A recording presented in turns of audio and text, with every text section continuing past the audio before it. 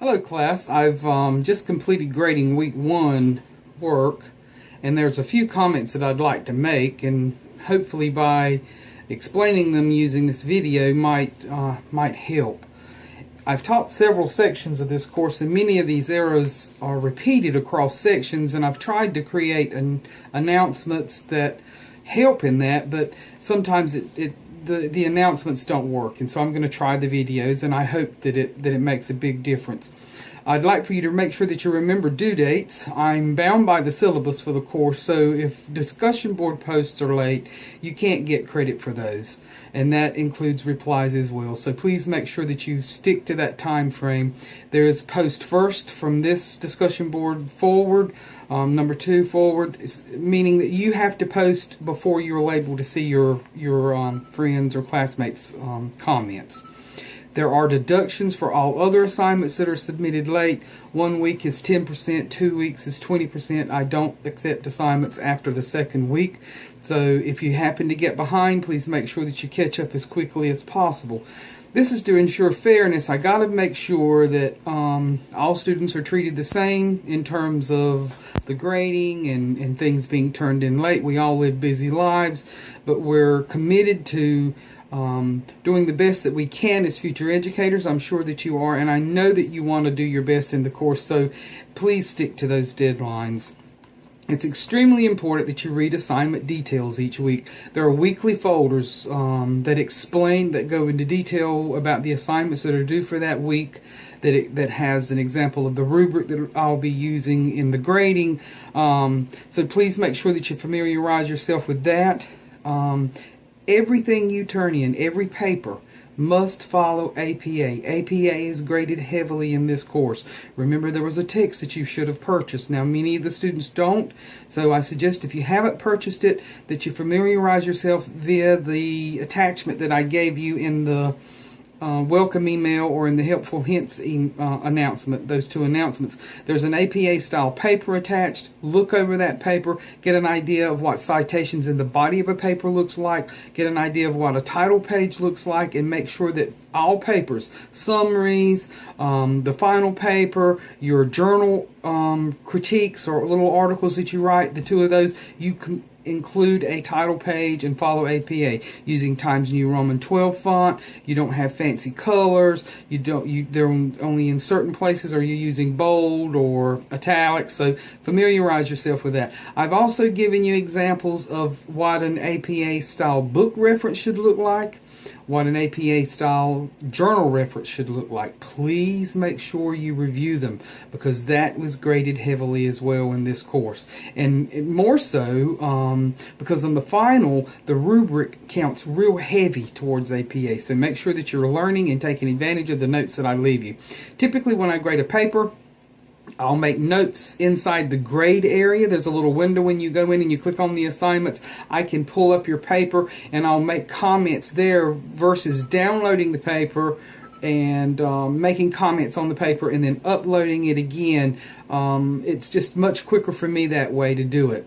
I don't grade papers that are submitted, that are not submitted as per course requirements. In other words, all your papers should be in Word or in rich text format so they can be opened in Word. If I can't open them using the Word file, then I can't grade them.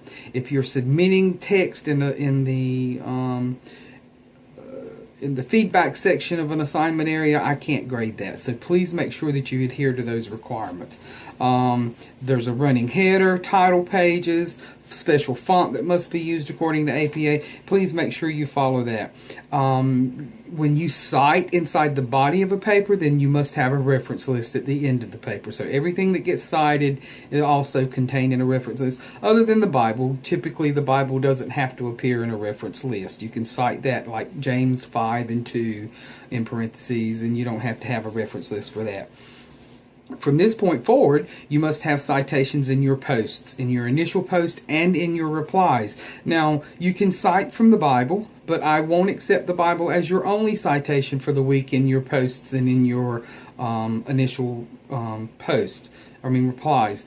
Please make sure that you're using the text Kochak and Egan 2014, and that's the way it's written in the citation. You don't put those two in alphabetical order like Egan before the Kochak. It's written by first author, second author. Now in your alphabetical list in the reference page, you make sure that they're in alphabetical order, but not in your citation. It's the first author, second author, date, and then if you're quoting, then you must have a page number, all enclosed in parentheses.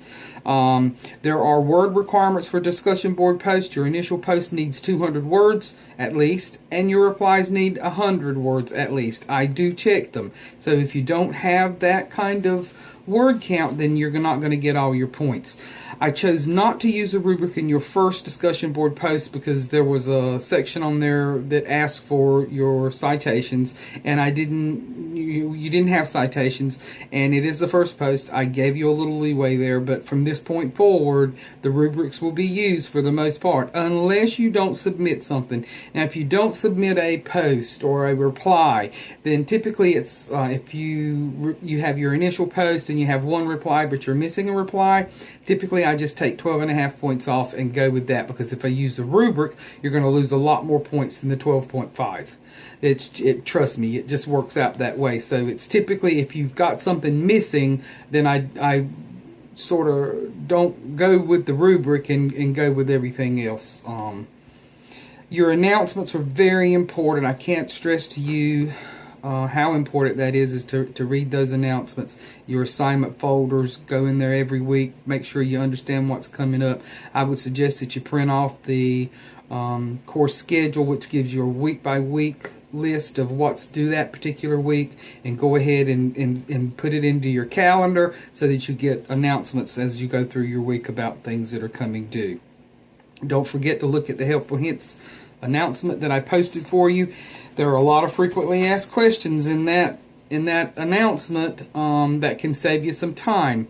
With these journal articles that are coming up, one has to come from the journal Principal Leadership. It's not an article on Principal Leadership, it's a journal Principal Leadership. So you go into the library and you find a specific journal called Principal Leadership. It's been printed since probably 1970s or earlier.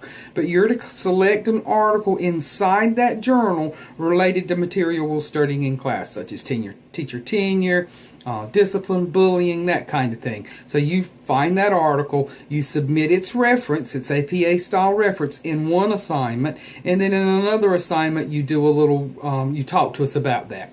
Now, if you do not use the Principal Leadership Journal, then there's an automatic deduction of 15 points from your overall grade for that particular assignment. The same's true for the Phi Delta Kappan article that's due a little later. It must come from that particular journal. There is a video that I've posted. It explains to you step by step how to find those specific journals. If you follow that video, you shouldn't have any problems meeting the requirements of that assignment. Your tests, they are timed. Please make sure that you read the material before attempting the test. If you want to retake a test, that's fine, but I'm going to grade the last one that was submitted before the due date. So if you have 2 or 3 tests attempts in the grade book, I'm going to choose the one that was submitted last, and that will be the one that I grade. There are over 100 items in any particular bank for any particular test week, and so you're not guaranteed to get the same questions, so just be mindful of that. Remember that you can always email me, but of course if it's something that you need right away, such as maybe you've submitted something and it's the wrong thing, you need me to reset your submission, or you have a burning question that you need to know an answer for right now, you're working on this paper, I'd like to know XYZ right now, send me a text. I've got my phone with me all the time. I'll stop what I'm doing and I'll text you back, or send you an email, or point you in the direction that will help you.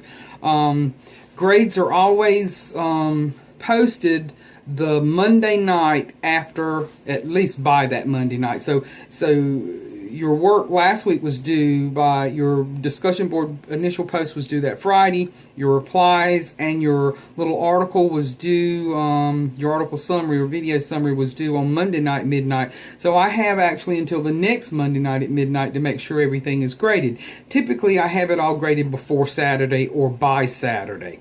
I try to get those things back to you graded so that you can use that information to build on your next assignments.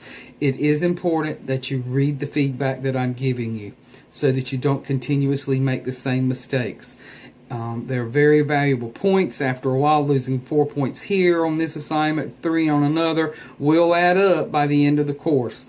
I wish you Godspeed, the best of luck. Work really hard. If you need me, either text me or send me an email. I'll be more than glad to stop what I'm doing and try to help you. If you have any questions that I haven't answered, again, take advantage of me. I'm here for you. May God bless you, and I'll talk to you later.